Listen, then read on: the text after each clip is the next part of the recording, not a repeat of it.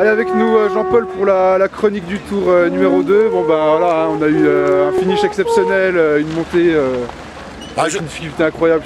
Je crois que de mémoire de suiveur, je n'ai pas connu de pareilles étapes. C'était vraiment quelque chose d'extraordinaire. Une étape avec des difficultés, avec une course qui a été mouvante depuis le premier kilomètre jusqu'au dernier. On a vu une échappée qui s'est développée, qui a bien géré son affaire, qui a compté une vingtaine de secondes d'avance, qui a porté cette avance jusqu'à pratiquement 2 minutes. Le peloton, à ce moment-là, a commencé à réagir. Ça a embrayé un petit peu de partout pour essayer de revenir donc sur l'homme de tête, car en effet, le leader du classement général, Combo, n'était pas dans l'échappée, donc il fallait absolument revenir. Et à ce moment-là, on a assisté à une course pleine de mouvements, une course où tout le monde a collaboré, tous ceux qui n'étaient pas représentés devant ont collaboré, et puis on a vu quelque chose d'assez extraordinaire.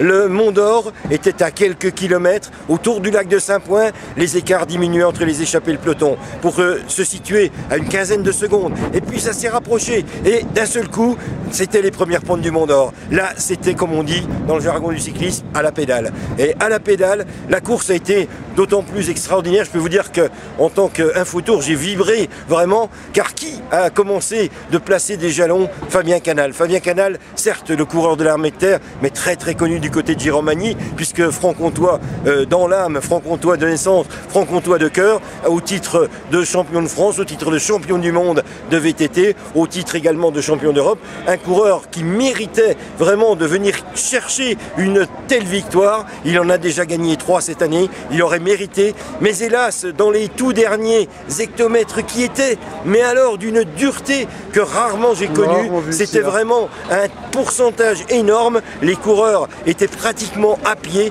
j'en ai vu de nombreux zigzaguer tout au long de la route pour essayer d'avancer, c'est dire, et j'ai entendu des coureurs à l'arrivée, pour les puristes, dire ben, il m'aurait fallu un 27 dents. Alors je pense qu'ils avaient monté du 25, 26, mais 27 aurait été la démultiplication, donc tout à fait idoine pour pouvoir monter cette dernière bosse.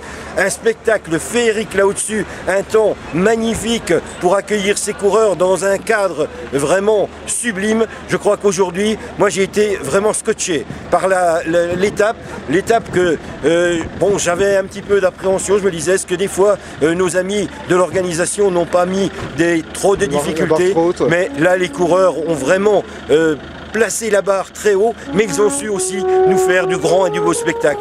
Au final, eh bien, Fabien Canal a terminé 2e derrière un coureur belge. Ensuite, bien sûr, eh bien, on a vu Combo qui préservait son maillot jaune.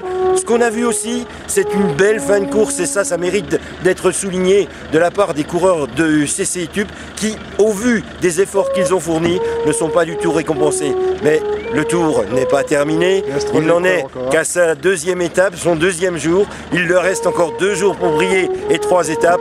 Alors on va dire aux coureurs du CC Etup, aux coureurs de l'Amicale de Besançon, et puis également aux coureurs de la sélection franc-comtoise, eh bien, de faire encore briller nos couleurs. C'est tout ce qu'on peut leur souhaiter.